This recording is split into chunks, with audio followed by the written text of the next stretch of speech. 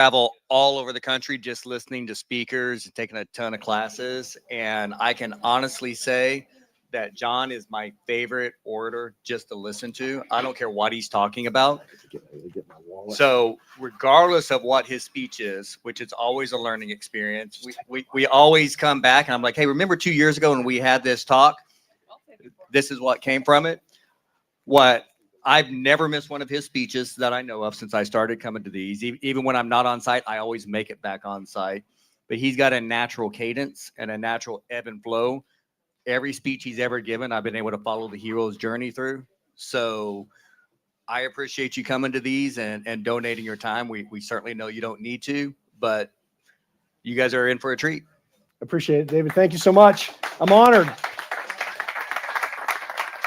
I was going to pay him, but he doesn't want my worthless Federal Reserve notes. And I don't hate money, so I'll keep them. Hey, guys, How to Read the News is my title today. I like to come up with some goofy titles every now and then because, let's face it, I always talk about money and the economy. And I'm going to do that at some point today if I get through it all quick enough.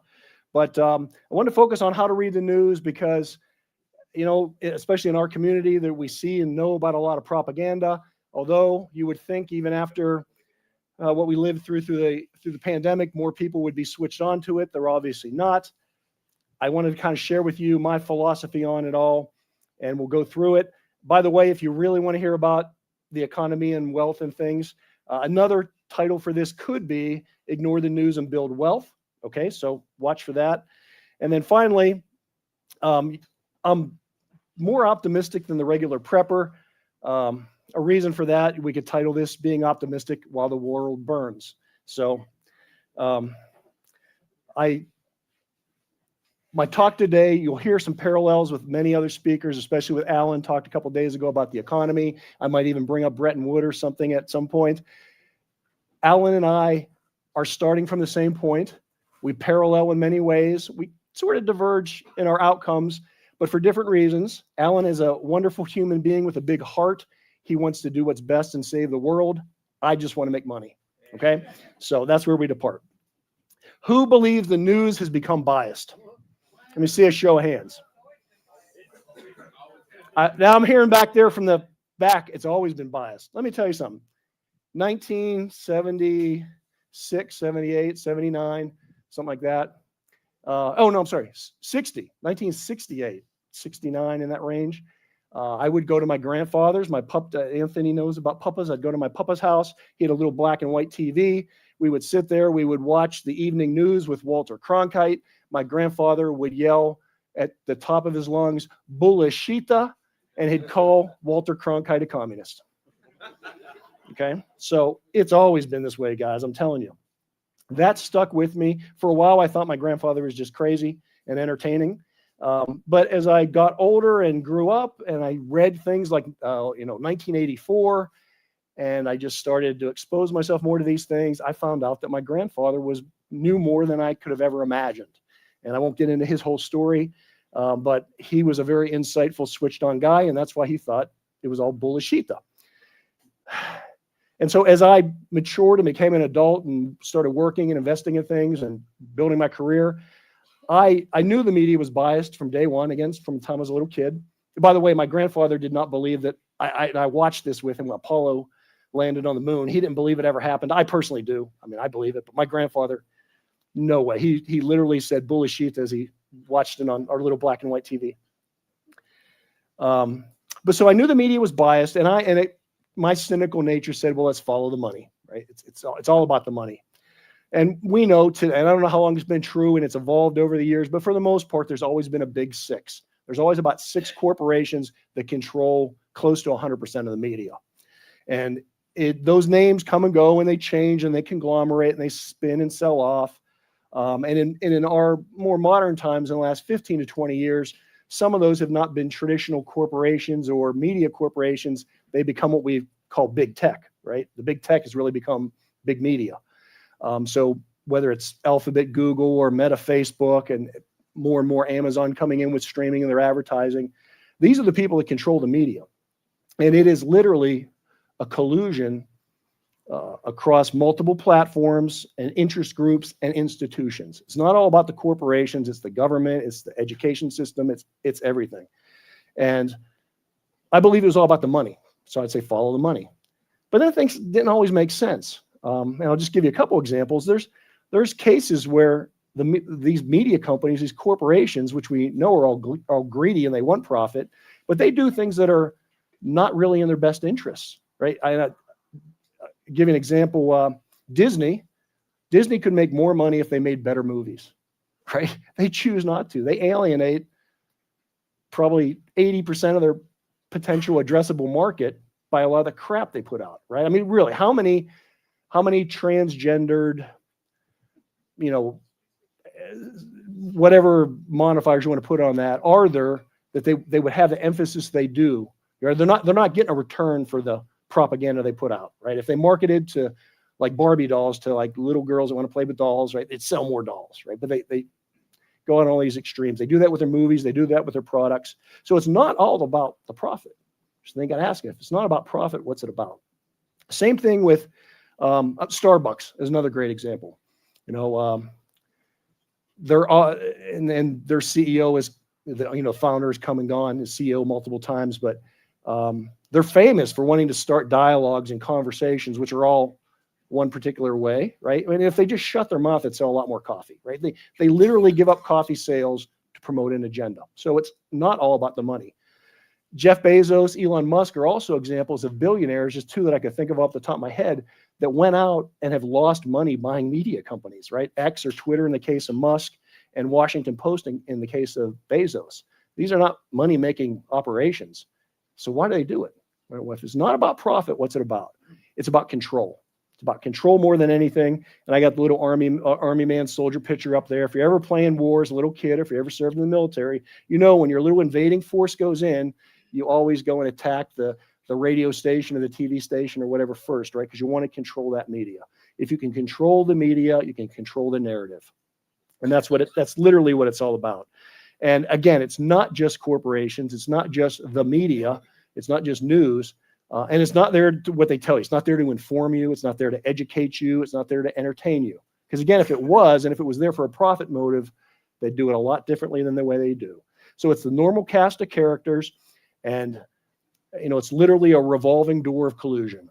It starts out with a special interest wanting something, and it depends on how they're feeding the narrative, but a lot of times it goes to the news, right? They broadcast a certain news narrative. They get that backed up, and it gets picked up by social media. They make Hollywood movies with that theme in it, whether it's sports teams or, singers, actors, Hollywood, they all get involved in it. Academia gets thrown in, and they do studies and have experts. Then, magically the government comes in and creates some kind of policy, and almost the end result is always it's some kind of favorable corporate policy to promote profits for a particular industry. We talked about, Ken was even talking about brewing bourbon, right? It's like they create a law about exactly the way you have to use a barrel, and oak tree prices, the price for oak tree lumber goes up because there's a law around it, right?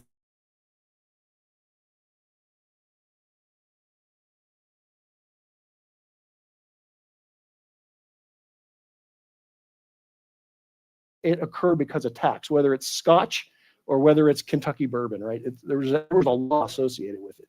And I would, again, submit to you that it's not like one Illuminati group or anything. It's just all these people acting together, but they're all acting together. The one common denominator is they're all acting together to either lie to you or to manipulate the truth, right? That's the key. Doesn't really matter. I'm not really in the how or why business. I'm just in like the now business. And I know that they're all lying or they're modifying the truth. And about that narrative, at best, it's a distortion of the truth. Okay. I've got Winston Churchill up here. We've kind of come, and I actually saw an article not too long ago. I think it was in the Wall Street Journal or somewhere. It was talking about, is World War II the new religion? Because, we talk about it now about the greatest generation and, an honorable war or worthy war. Well, was it? Were all the things done so great on one side versus all the bad on the other? Maybe not. again, at best, the truth is distorted. Okay. Pravda, it was the Russian newspaper back. There's still a version of it, I think, but the real original one, it means truth, right? That's the point of it. Trump, when he started his media company, what did he name it? Truth Social, right? So everybody wants to tell you the truth. And I think like when you see a bill from the government or the House passes a bill or names a bill, the name of it is usually the opposite of what you're getting in most cases, right? Inflation Reduction Act had nothing to do with reducing inflation. So when someone names something truth, it's probably not, okay? And at best, it's a distortion of the truth. And again, this is nothing new for you scriptorians. I got a quote from the Gospel of John. What did Pontius Pilate say to Jesus? What is truth, right? So it's not like just in our times. This has always been this way. There's always a battle between good and evil. Now, I mentioned that at best, it's a distortion of the truth. I would argue that most of it is a total lie, or as my grandfather would say, bullshita. Now, you know the liar on the right, really no introductions there. And again, this is so blatant. You would think that people would have figured this out after what we went through for a couple years there. This guy, among the many things he did, if you followed nothing else, you knew that at the very beginning, he told you when the supply of masks weren't there for emergency workers, he told you not to wear a mask. They wouldn't do any good. Once they got enough of them, he told you to wear them along with all kinds of stupid controls, again, which controlled you. Then when it was also blatantly obvious for anybody that wasn't smart enough to figure out to begin with it didn't work, he told you to wear 2 masks.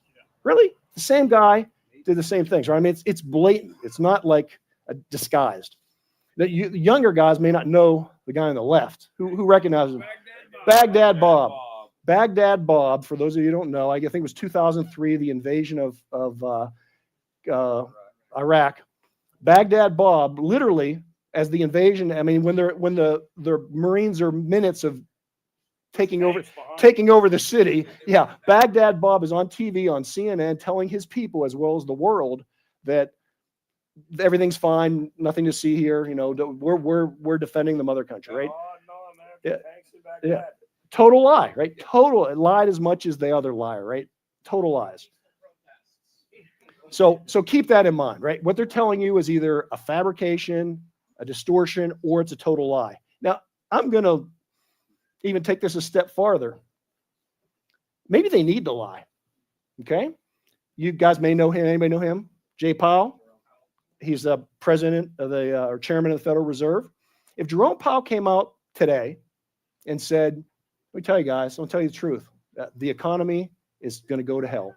There's going to be a disaster. I mean, literally, we know what, XYZ is going to happen. And literally by tomorrow, the markets are going to be down. It's going to be tight. We have to tighten our belts.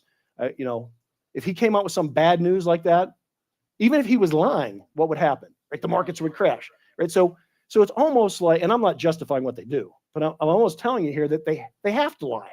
Right? They can't tell you the truth because it would cause whatever they're warning you about. So again, they're either lying on purpose, blatantly, they're distorting it for their own goods, or they can't tell you the truth for your good. In any case, it's a lie, right? Don't believe it. And you may say, well, John, I got my media source, right? I listen to this, or I listen to that, or have you listened to Joe Rogan or whatever, right? Your guy.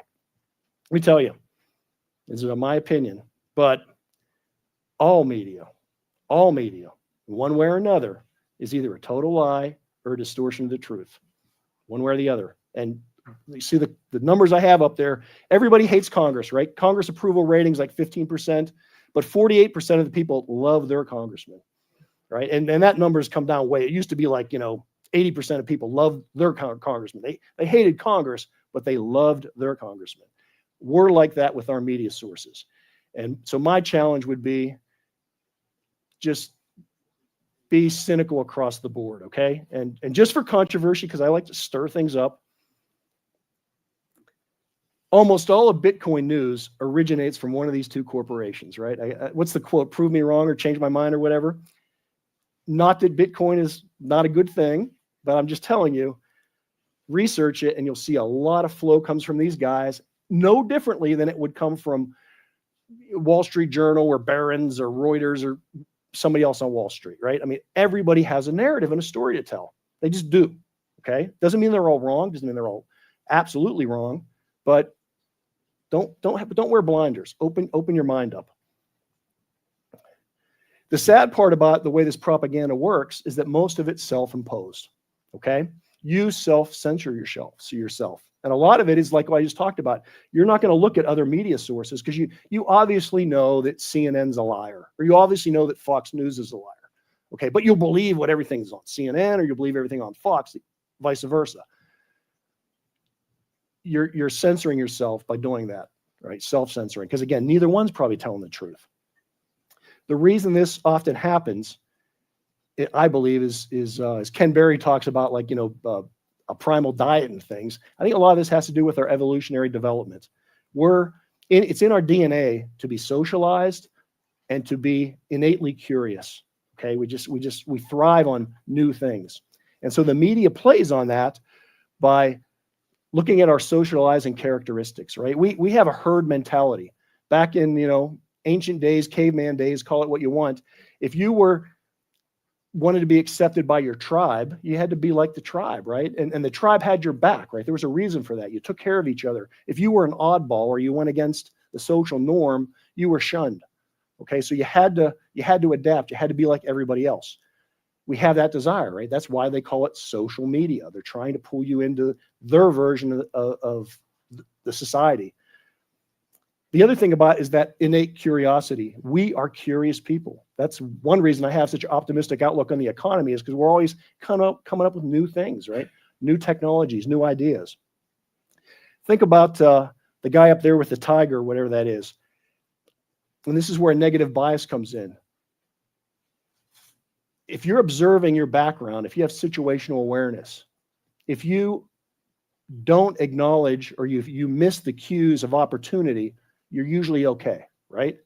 But if you miss the cues of danger, then you get eaten by the tiger, right? And so you don't have kids. And so genetically, we're predisposed to put more emphasis on negative and bad news and threats than we are on good news and optimistic news. Okay, so we have a built-in genetic negative bias. And I'll show you how this works in the stock market. I got a chart of the S&P 500 for the last 100 years. And it goes up and down. We all know that, just like Bitcoin goes up and down. Things go up and down.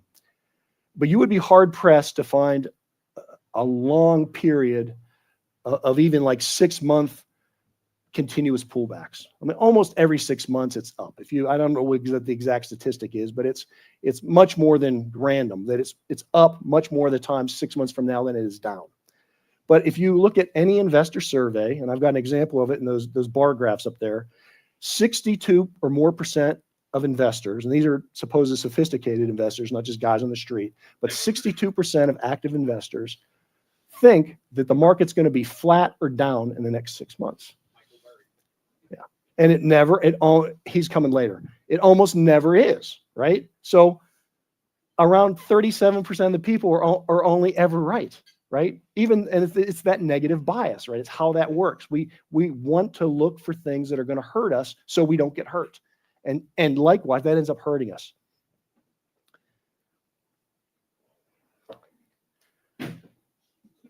So as far as these lies, that innate curiosity we have, they call news because it's new, right? It's new. What is the news? What is new?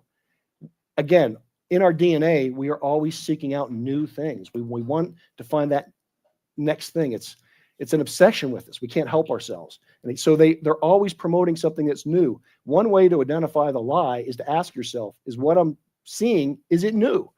And I would venture to say probably 80 or more % of the time, it's not new. It's not only not relevant, it's just not new. They're rehashing an old story. They're bringing up an old narrative. They're talking about some kind of historical event. And so once they don't present you with the news, or once you determine something's not even new, you probably should just stop there and not even go any further. But then what they next do is they pile on the experts, right, to justify the narrative. Again, you pull up that chart of the stock market, any given 6 months, it's gonna go up. Oh, by the way, in that chart, when I said about the 62%, it's not always the same people, right? When the red team's in charge, the blue team's all negative. When the blue team's in charge, the red team's all negative. The people fluctuate, but the majority negative people always stays the same. And that's because they parade out these experts that we believe in, and they tell us whatever version of the narrative. But when you look at that chart, although the market's always up, individual stocks go down all the time, like all the time. They go down 10%, 20%, 30%. But if you look at the experts, the analysts, over 96% of the time, they have a buy or a hold on the stock.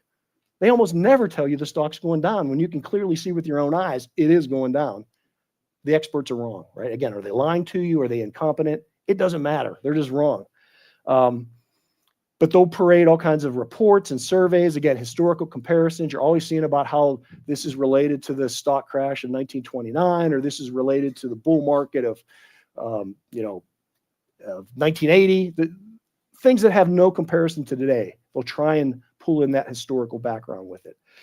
Among these experts, I call some of them one-hit wonders. Have you ever seen the millions of that one guy that predicted the financial collapse in 2008? Like, there's one guy that did it, but there's like 800 of them on TV all the time. But there's only one guy that predicted it, supposedly. And they'll roll out these guys and say, he predicted it, blah, blah, blah. Well, what's he done in the last 17 years? Even if he did predict it, what's he done in 17 years? What did he do yesterday? What did he say was going to happen? Don't fall for that. You also see, and this is geared more to investing, obviously, but these things apply no matter what you're looking at. There's always secrets of something, right? Secrets of the rich, how the billionaires do it, right? There are no secrets. If they are, they wouldn't tell us because they're secrets, right? So if it starts out with something like that, some little, and again, this is that socializing and getting you're part of that group, right? And we know about that big group that none of us are in, right? So just don't even believe it. Buzzwords and cliches. This is my favorite. For you younger guys, you probably don't even know this. Watergate was the hotel where the bugging took place during the whole Nixon thing in the 1972 when they bugged the Democratic convention stuff, right? It was in the Watergate Hotel that it took place. So that was thus the name Watergate. Since then, every non-scandal that they want you to think is a scandal, they put gate on the end of it, right? Gate, something. If you see anything with a gate on it, chances are it's not a scandal. I give an example. There are few to no Epstein Gate references that I've found. There might be some out there, but you know what it is? It's Epstein files. Why? Because it's a scandal, right? If it weren't a scandal, if they were trying to make it a scandal, they would have put gate on it. So look for these little nuances. Climate change is another one. And again, I'm not disputing the climate changes. I'm not even disputing that man's responsible for it. But in the last at least 15 years, I have not seen a board of directors meeting, any kind of government meeting, press release, any of that stuff that doesn't mention climate change, even though it has nothing to do with what they're talking about, right? They'll always preference climate change, this or climate change. And like, you're talking about something totally unrelated to anything that's factored on the climate, but they got to bring it up, right? So they're just always interjecting that stuff. The other thing is distractions, and this is what really happens all the time. They're like magicians. They want to take your eye off the hand that's doing the trick. But I would say anytime you hear about the JFK assassination or UFOs or any of this other stuff, they're distracting you, right? They're like, we're going to release the latest UFO files or something. It's because they don't want you to see something else that's going on. I wouldn't fall for that. Canada is the 51st state. I think that's a classic Trump diversion. And I would tell you, and we'll see if my prediction comes out later, but watch what happens with not Canada, but with our neighbor to the south, Mexico. Right now, there are billions and billions of dollars being invested in Canada or in Mexico. And if anybody's going to become a 51st state, it's going to be Mexico. Not that they would, but I mean, all the money, all the investment, all the future connections are in Mexico, not in Canada. And I think they don't want you to know that because they're putting all the emphasis on Canada. And you'll notice too, right away, Canada, their new prime minister is like elbows up strategy and all the while. Meanwhile, the smart lady in Mexico is keeping her mouth shut. She's biding her time and she's making all the good deals she can as she gets the investment. So keep your eyes on that. Attacks and name calling. And this is where Trump says a lot of things I hate and does a lot of things I don't like, but he is a master, right? He has mastered the name calling and the attacks, right? And it's beautiful in the way that the tables have just been turned on the other side, right? Because for years, everyone's been a Nazi or a this or a that. And Trump just comes out and whatever it is, right? It doesn't matter. Of course I don't pay taxes. Stupid people pay taxes. All right. He'll say that, or, I didn't pay that woman for sex. She's too ugly. I wouldn't pay that woman, right? He's just a madman, right? And I'm not saying I'm not promoting that. I'm just saying it's genius. I mean, genius if you watch it. So watch all those things. Bottom line, though, artificial intelligence, and Ken and other people have talked about this. Man, it is Orwellian what's coming, right? Because, Ken showed you about how you could mimic his voice and all that stuff, and we didn't know. Yeah, imagine all the other things that are mimicked are going to be mimicked in the future, and none of us will know what's real and what's not. And that, if you've never read 1984, read that because it's all over that book. I read that book in about 1984, by the way. It's when I found out my grandfather was a lot smarter than I thought he was. So how do you read the news? First of all, I try to read the news, right? I didn't pick that title by chance. I don't like to view things because if I view it, I'm emotionally attached, right? The voice pulls me in, or the visual image, or the expert on the screen, right? I try and really read things because it takes a lot of emotion out of it. So I'm trying to avoid that. And I'll say straight up front, I have not watched the news, like the news, since 1982. Around there, 1992, I'm sorry, 1992. The Bill Clinton first Bush race, 1992. Okay, and it hasn't hurt me any. Okay, I have not watched it. So read it rather than watch it, and then right away check your biases. Remember, you're naturally disposed to be negative. You're gonna find the things that resonate with something that's wrong because you want to protect yourself. That's natural. But it's also not necessarily the truth. So watch for your bias. Also watch for your bias if Fox says something and you believe Fox News, that check your bias there. I'll tell you a little secret. Fox News lies. Okay. Shh, don't tell me. Again, the news is supposed to be new. So ask yourself, is it new? Are they just rehashing an old UFO story? Are they just trying to divert my attention on something that happened 30 years ago? Are they making a comparison with something that has literally, the Smoot-Hawley tariffs? I'm not an economist, but I'm telling you, the world today is a lot different than it was then, right? And you can't just say if you do this, that's going to happen, because it's different. They're different times. And when they make that easy argument, it's dumbing down your intelligence. And again, it's not to say that tariffs are good or bad. You have to do the research. Don't just believe it because they tell you this or that happened. The biggest part of this is look for the lie, right? Because now it's either a distortion or it's an outlaw lie. So look for the lie. What actually is that lie? And when you figure out that it is a lie, you can fact check it. I can remember, to me it seems like yesterday, but it was a long time ago, you couldn't fact check things. I'm sure Jack sat in a barracks like I did many a time, and someone would be telling us a story. I was in the Marines. We call them sea stories, sea tales. You didn't know if they were true or not. Some guy had a good idea. He was the loudest voice. We all believed him. He's like, all right, tell us some story. Now you got an internet, right? You can look that stuff up and see if it's true, see if it's false. First time when I see a story, I read the headline. It says jobs are up or down, blah, blah, blah. Jobs being down is bad for the economy. I'm going to start looking for facts as to, are the jobs up or down? Does the fact that the jobs reports up or down have any bearing on the economy? Does it really matter about the things I care about in the stock market? Who wrote the article? Is this guy or gal that wrote the article? Are they always writing negative bias stuff? Are they always promoting the red team? Are they always promoting the blue team? Right? All that stuff is at your fingertips now. And fortunately, AI makes it even easier. But again, that's Orwellian, and you got to be careful with it, and because it is consensus based, right? It's going to give you the party line. So you'd have to dig deep on it, but it is there. The knowledge is there for you to figure out on your own. The big part, though, is who is benefiting, right? And we know it's some Illuminati guy out there, but some faction within the Illuminati. I'm using that as a fun term, right? I'm not necessarily saying I believe in the Illuminati. I could perhaps be a member. Who would know? But focus on who it's benefiting, because if you can figure out who it's benefiting, then you're likely to figure out if it's a likely outcome. Okay, and this is where I diverge from a lot of you guys and from Alan. And again, I'm not disagreeing with anything Alan said. I love Alan. But when I look at these things, I don't look at the way I'd want them to be, or the way I hope they're going to be, or even the way they should be. I look at them as like, who's going to win? There's a couple mafia people fighting. Which family's going to win? Because I want to bet on the side of the winning mafia, right?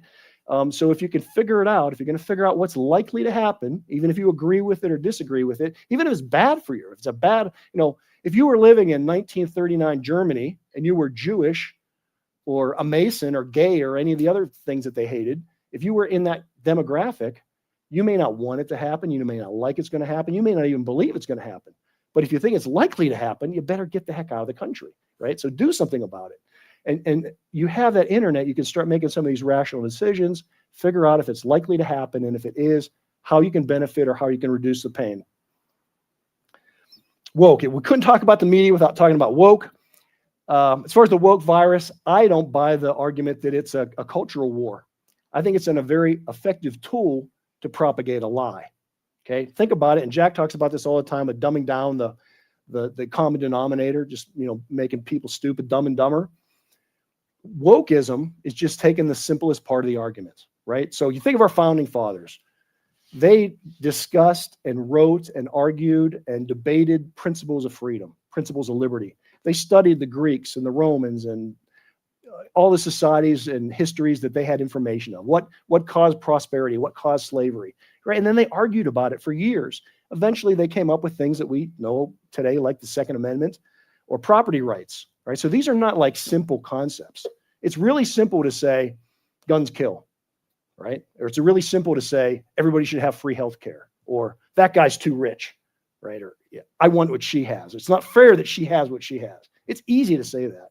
It's hard to make the argument about property rights or about your right to bear arms. Those are harder, complicated things. So wokeism, it isn't so much that we know they don't want you to have guns. I mean, I get that, but there's other reasons. There's the other reasons they take that argument, because it's just simpler. It's simpler to say guns kill, forget about it, off the table, you shouldn't have guns. They don't want to make a debate about it. They don't want to intellectually argue about things. Another part is just about that whole narrative. Wokeism achieves particular narratives, and climate goals are an easy example of that. Again, not the only, but a very easy example. Almost every climate goal or climate law or climate policy that I've ever seen, it always involves you paying more in taxes and having less freedom, right? So it's more control, more taxes. Every solution, or there's no solutions that are opposite to that. So that's a great argument if you want control and you want to raise taxes. So it isn't that they believe in that stuff, because if they believed in it, they wouldn't be flying around in their private jets, would they? Ad hominem attacks. Again, we already talked about that and Trump being the master of it, but that's a classic woke thing, right? You're not going to debate the argument. You're going to debase the character of the person you're talking to, right? You're going to call them an idiot. You're going to call them a Nazi, a fascist. You don't have to prove anything. You don't have to make an intellectual argument. You simply just say they're stupid. And again, Trump is master troll of that. Hands down, he's the best I've ever seen. He is a lifelong Democrat, by the way. Virtue signaling. I didn't get a laugh out of that. Oh, you're all sleeping after lunch.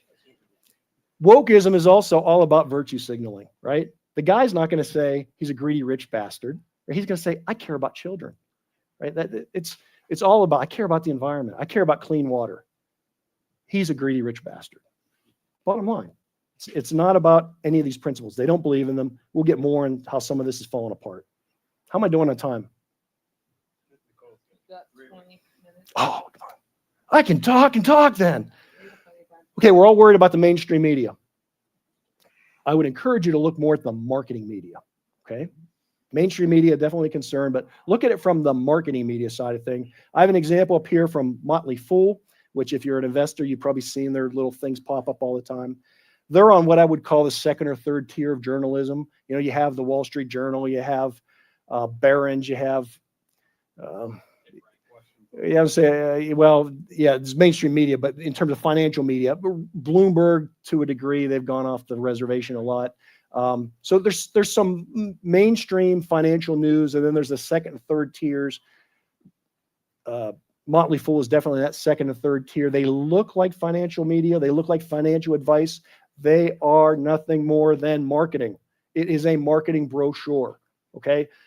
I pull these two examples out. They're the exact same day. I downloaded them at the same time. One's about NVIDIA, one's about Apple. That day, one of them was up and one of them was down.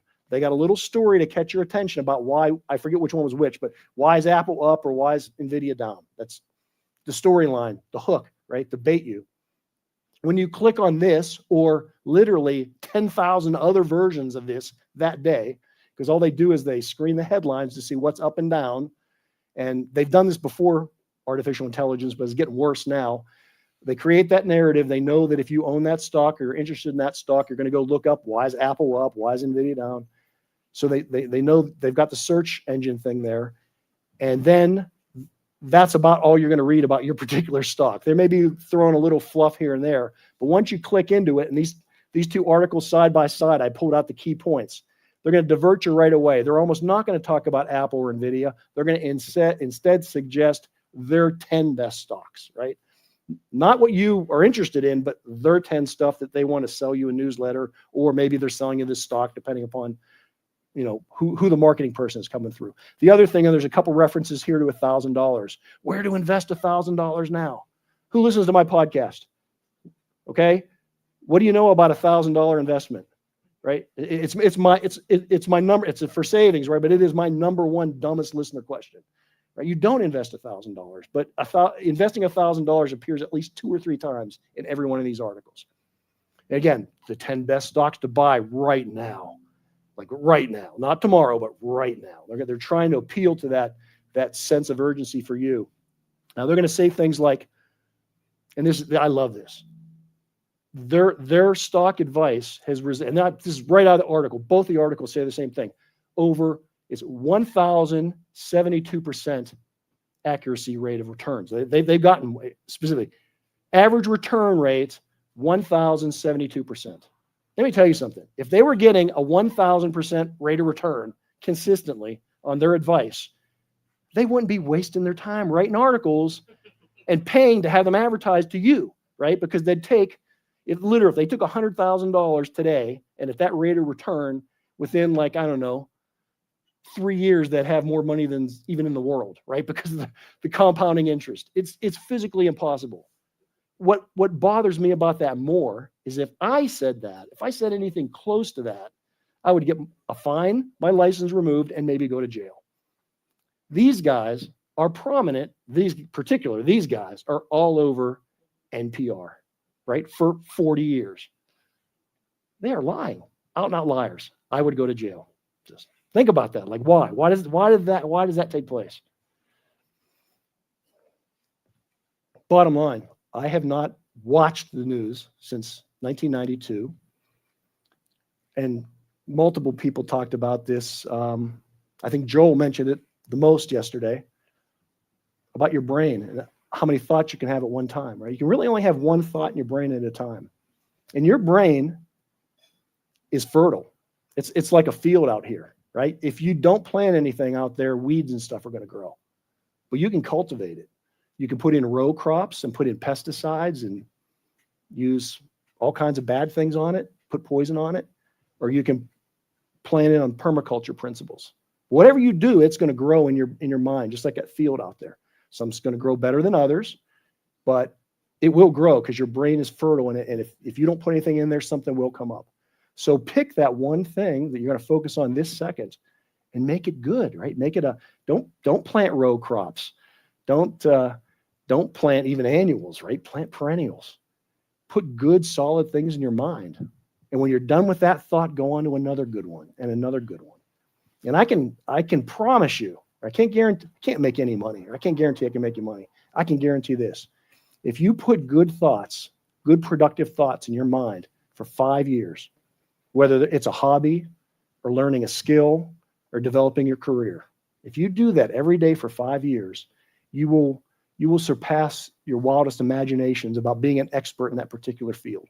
Again, whether it's a hobby you want to pursue, a talent you want to develop, a business or a career, or working for an employer through a career. Focus. Don't pay attention to the news. Ignore the news. There's almost nothing in the news that affects you on a daily basis. Almost nothing. The other day, my wife literally walks into my office. Just the other day, last week. Honey, did you know the government's been shut down? And she had no clue. She had no clue. And that's why I love my wife. She doesn't watch the news either. I mean, she had no idea. The news really isn't there to impact. It's not there to entertain you, not there to educate you. It's there to indoctrinate you. So put good quality ideas in your mind. I started to listen to Jack. I wasn't the original guy. I came in late. Right? I was late to the party. But it was about 2011, 10, 11, around that range. I didn't meet him yet. I just started listening around 2010, 2011. Probably 2010 because that's when I moved to Utah. But you know what attracted me to Jack? It wasn't gardening. It wasn't the survival stuff. It was reloading. Jack had some really good episodes on reloading. I happened to be searching for reloading stuff. I found a couple of his episodes. I liked it. I thought, man, this guy's pretty sharp, Then I started listening more. And I liked more and more what I heard. And then, eventually went on to meet him. But it all started with reloading, right? I was interested in a hobby and developing an old skill that I used to have. And that's what drew me to him. But I saw his honesty and his integrity and his ability as a teacher. And that's why I gravitated to it, right? And so any of you guys that have been following Jack for at least 5 years know he can change your life, right? We heard that from multiple people. Likewise, do those things, whether it's your religious faith or your education or helping develop your children or your spouse or getting married or whatever you're trying to pursue. Think about it. Work on it every day, day in and day out for 5 years. Sounds like a long time. Sounds like a long commitment, but it really isn't. Again, with my age, man, 5 years, that seemed like this afternoon was 5 years ago to me. And you may say, well, what if I do all that and it doesn't work? What if John told me a lie? Well, what if you don't do it, right? And you're just stupid. Why do you want to do that? Improve yourself. Don't put the poison in your mind because it'll grow. I promise you. If you get into online gambling or online pornography or prepper porn or whatever, it's going to take you down rabbit holes and it's not going to enrich your life like you can develop it.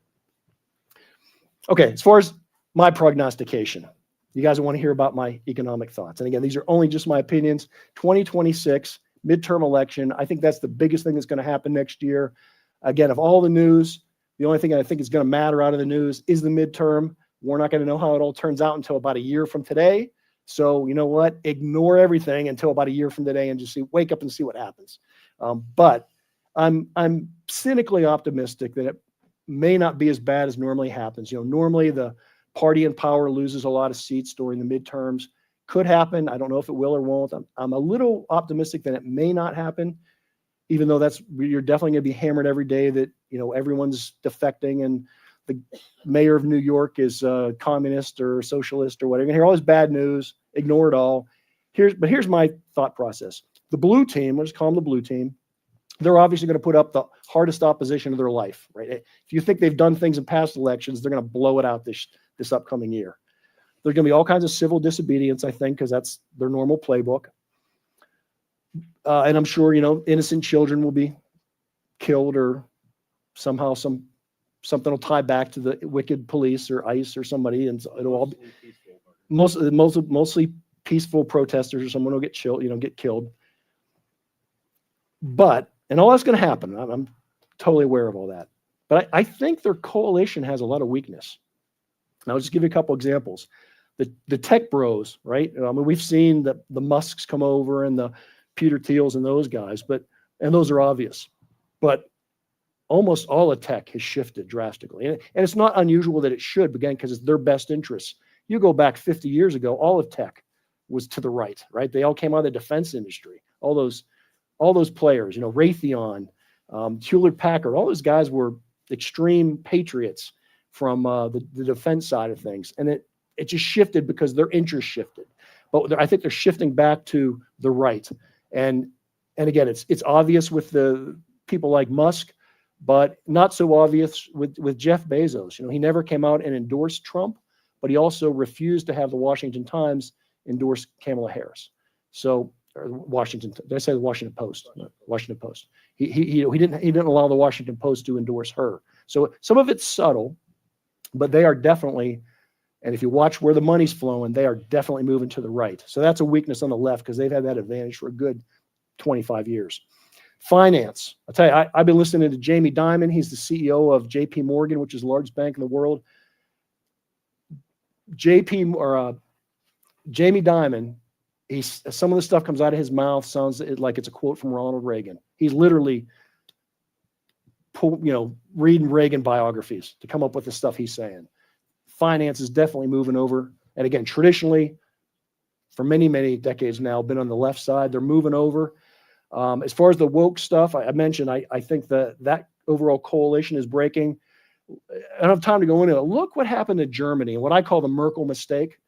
I mean, Germany's pretty much been in a recession for the last 3 years. A lot of it has to do, if not all of it, has to do with Merkel's policies over the 12 or so years that she was prime minister there. It is referred to as the Merkel mistake by a lot of people. My cynicism says that it was actually very convenient and planned that way because, and not necessarily she was colluding on it, but the failure of Germany benefited one country than I could think of, and it's the United States. Right? Nobody has benefited more by Germany having problems than the United States. And what she did, a lot of it under woke principles, destroyed their industrial base. Bottom line, from immigration to over-reliance on cheap gas from Russia to shutting down their coal mines and their nuclear power facilities, trying to ban internal combustion engines before they had a technology to replace it. When they are like the number one producer of cars, high quality cars in the world, they just threw it all away, and it was very convenient. It has benefited the U.S. more than anybody else. Things like DEI, again, I never thought they were done for fairness. I think that was a play just to let these people virtue signal. But look at the impact of men in women's sports. I mean, that's kind of one of those undeniable things that you just, if you're going to have women's sports, like XX human sports, XX chromosomes or women's sports, and you let XY humans participate, the XY are always going to dominate. The XX humans cannot compete. So effectively, you're saying you are destroying women's sports. I mean, and that's obvious to anybody that sees it. And so these kind of things, they fall apart of their own corruption, right? They can't last. I keep that in mind if I don't come back to that. The XX humans and XY humans. The climate stuff I mentioned, if you've seen it just in the last week or so, Bill Gates has flipped. Bill Gates is convinced now that the world isn't going to end in 5 years if we, have two degrees of temperature increase. Totally 100% flipped. Why? Because it's in his best interest now. He never believed it before. So a lot of these coalitions are falling apart. The rank and file union workers. I'm from Pittsburgh, so I know what rank and file is. I mean, it's like the guys in the union, the gals in the union, right? The big bosses, yeah, they're all still going to be for the blue team, but the rank and file has pretty much left the Democratic Party. It's almost like the Reagan Republicans or Reagan Democrats from 40 years ago. So I think the blue team has a lot of hurdles, not to say that they can't sweep things next year, but I do think they have a lot of hurdles. On the other side, the red team, again, depending upon how shrewd and smart Trump really is this all coincidence or not, but he has front-loaded this first year with chaos, right? The highest tariff rates in 100 years, and from day to day, not even knowing what those rates are and picking fights with their allies and just everything you can think of, right? He has just created utter chaos. What do you bet between now and when next year starts that we start getting happy talk from Trump, right? Because Trump knows he can't have if he has a bad economy through the summer into the elections next year, he's done, right? And the day he loses the House, the impeachment hearings start, right? I mean, that's obvious. So he's going to pull out all the stops for happy talk. He's already planning to go to China. President Xi's coming over here next year. There's going to be handshakes and love and cross-border fertilization, all kinds of nonsense, I think, next year. Deregulation is going to kick in. One of the reasons I've been so optimistic, and again, this is not necessarily good because it's good for the planet or anything like that, but deregulation is kicking in. They've reduced a lot of EPA rules. They've reduced all kinds of banking rules. In my little sector of the economy that I work in, just in the last few months, 14 proposed rulings from the SEC are gone. You see my happy face? 14, man, that's unbelievable, right? So these things are happening throughout the economy. They kick in next year. That deregulation, for good or bad, is going to mean more corporate profits, okay? I think it's going to be a thing. Advanced depreciation on the business expense taxes. Man, cheap old me is I'm buying a car even this year, because I can fully expense it because it's a business expense. AI productivity gains are real.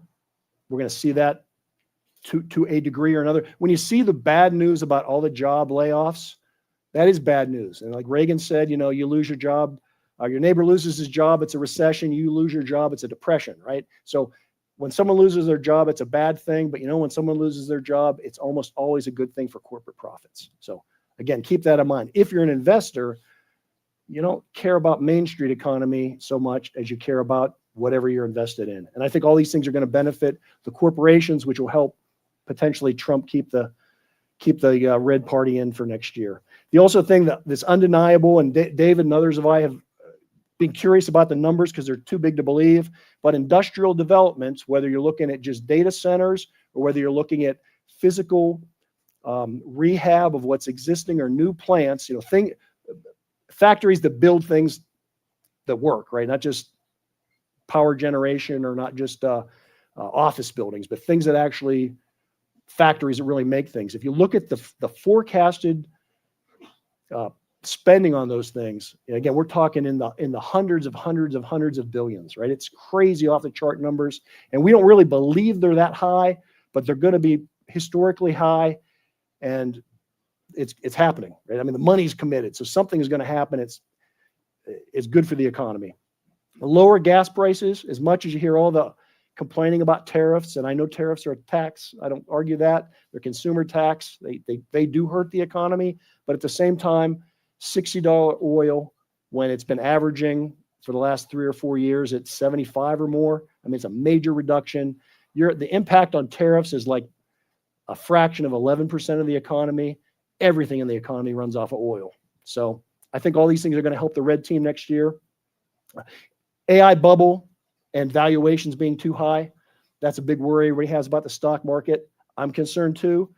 But while I think that AI is overhyped, I don't think it's like the dot-com bubble for a number of reasons. We can talk about that later. The biggest reason, though, that it is profitable for the most part, and it is also very functional. I mean, if you're not using AI as part of your business, you're probably not in business, right? And you couldn't have said that even from the 1996 to 2001. There was a lot of companies that had no or very limited physical connection to the internet back then. So, I mean, there's a lot of spending on it, but it wasn't as already implemented as AI has in business, not even counting people's lives. It's just there, which is why we're spending so much money on power. We cannot power it, which kind of takes me to the next thing. It's checked. I don't think we're going to get as big of a bubble as we saw in the dot-com bubble, because it's not physically possible to build out what they want. And so yeah, so 4-year wait.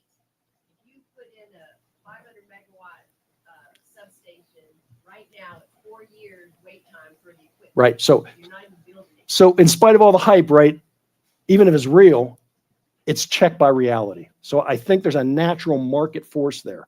Now, just because a company has AI in their name and they've quadrupled in price in the last 6 months, yeah, they're probably crashing and going to zero. But I'm talking in general, right? The big, the Mag 7, the big companies are involved in this. It's real spending. Again, is it good for the environment? No, but it's happening. Dot-com bubble, and I talked to somebody about this the other day. We confirmed what I would already thought. There's dark fiber in the ground that we haven't used in 25 years. We laid so much fiber 25 years ago that's never been used. And so they don't even have to invest as much as they would have to if it was all new, because there's just excess capacity there that was never used. It's just a matter of getting the power. So I think it's real. It is a business cycle, though. Everything has a business cycle. As you see the semiconductors coming down in price, it just means something else is going to go up, right? Because semiconductors can't be top dogs forever. They're going to run through a business cycle, but then it's going to be another one. So look for that rolling prosperity. Valuations are a concern. They are historically high. They're not the highest ever. They are high and comparable to other bubbles. One thing I would argue on valuation today, why I think they're realer, not necessarily real, but realer, is that they're justified by growth, right? If you look at General Motors 40 years ago, maybe it had a multiple of 15, it had a price per earnings ratio of 15. And they kind of say, well, that's the average. That's what a big blue chip stock should have. Well, General Motors was no way growing at the rate that NVIDIA or a Facebook or a Microsoft has grown. So you're willing to pay more for something if it's growing faster, right? So again, it's not that they're not high. I don't dispute that. It's just that it's not as bad maybe as you've been led to believe. I think the big opportunities based on these things and other things I've talked about here is electrification. If you're from a career perspective or from an investing perspective, anything that has to do with circuits, any kind of electricity, up and down the supply chain, focus on that. I can talk all day about those opportunities if you want to hear later on. Banks and finance. Remember I said Jamie Dimon is sounded like Ronald Reagan and all these banks. They're going to benefit the most and the quickest from deregulation and artificial intelligence, right? They're going to be able to get rid of the most mid-level, minuscule jobs, and deregulation is big time coming for those guys. That's why they're shifting to the right, and they're going to make a lot of money, I think. Also, software as a service. Those guys have suffered the last 18 months to 2 years. I'm thinking of things like Adobe, Salesforce.com, a lot of these big companies that have done fantastic for 20 years. They've been in a lull. Everybody thinks that AI is going to eat their lunch. We all know about the hallucinations and the problems with AI. I think maybe some of these companies are going to get resurrected. So I'm going to be putting some more money in those stocks. As far as my long-term cynical optimism, I really think peak globalization is over. And again, this jives with some other things other people have said. Economic security is national security. And we have either forgotten that for a long time or we just ignored it.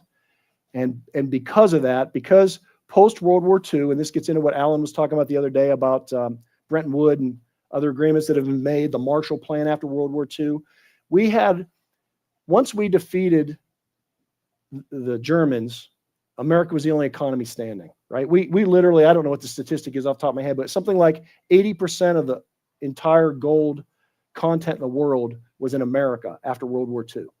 Because a lot of that loan lease stuff, we collected money for it and we wanted gold. Funny how that works, right? We didn't want Federal Reserve notes. We wanted gold. So all that money came to the U.S. And then over the next 20 years or so, getting to when Nixon pulled us off the gold standard, that thing went from whatever it was, 80-some% of gold reserves down to whatever it is today. That left us as people redeemed their worthless Federal Reserve. Well, they weren't worthless then, they were equivalent to gold. But they had to cut that off or we're going to lose all of our gold. Thus, we went on the printing binge that we've been on.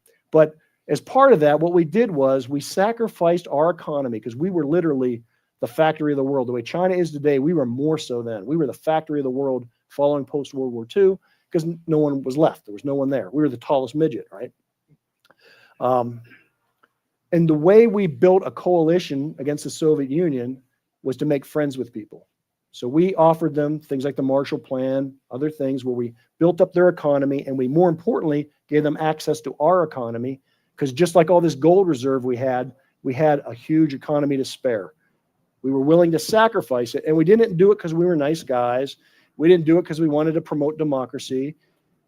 And there's a reason, right? We did it to buy their friendship for a coalition to fight the Soviet Union. That was the only reason. Well, the Soviet Union, if you haven't noticed, it's been gone for a long, long time, many decades. We've still kept up this policy. We built up China to the extent that it's more of a potent, powerful enemy than the Soviet Union ever was. And now we've got a reverse strategy. Okay, so now again, we've come to the realization that economic security is critical to national security.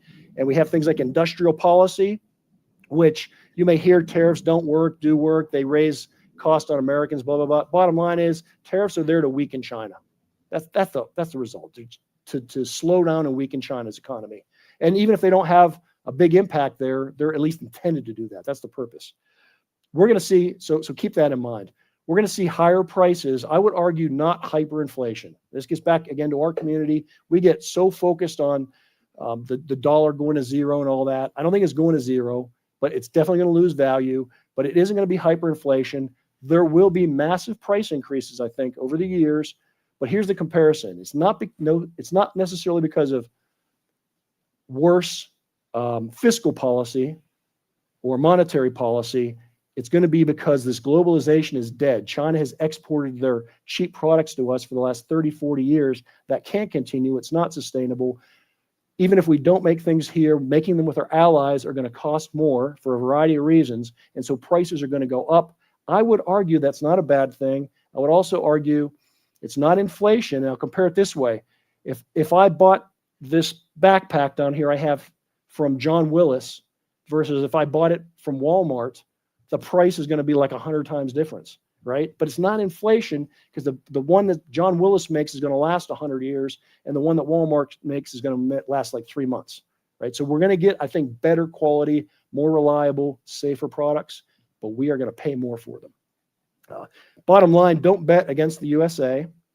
And final chart, communism destroys wealth. Okay, and I'm not anti-Chinese. I love the Chinese people. It's the CCP, it's the Communist Party part that I'm not fond of. This is a chart of the large blue chip Chinese stocks over the last, since going back to 2007, you can see when they peaked. This is priced in US dollars.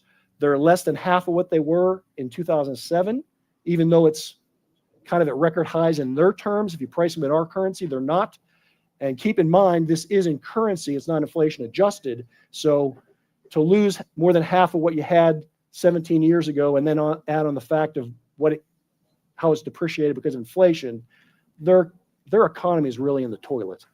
Communism destroys wealth. It not only destroys their wealth and keeps their people enslaved, it hollows out our economy. It takes the economy of Germany and Brazil and France and everybody else and disrupts it because they dominate a market. And this gets back to the XY chromosome thing. Just like an XY human is going to dominate an XX human in a sport, a communist nonprofit model is going to dominate us if we play by those rules. If we talk about free trade where they don't obey the rules or the rules are tilted on their end, we won't be able to win any more than a woman can, beat a man in a sport. So we have to shift. We have to have the industrial policy. I don't agree with all of it, but it is a shift and it's going to occur. And then finally, just a few companies that have been destroyed or nearly destroyed by investing in China because they believed, wow, there's 1.4 billion people there. It's a huge market. I'm going to sell Volkswagens. I'm going to sell Ford. I'm going to sell cups of Starbucks coffee. I'm going to sell Westinghouse nuclear reactors. Yeah, Westinghouse went out of business permanently. We're bringing them back, but they got wiped out by China. These other guys lost almost everything they invested in China. Apple and Tesla are really the only big guys left. Let's see what happens to them. Okay, I think I'm out of time. Yes, I'm out of time, guys, but that's what I got. You're out of time. I'm out of touch. Okay, here's how this is going to work. 15-minute break. And those of you who want to mob John, kindly mob him right outside that door so we can get started.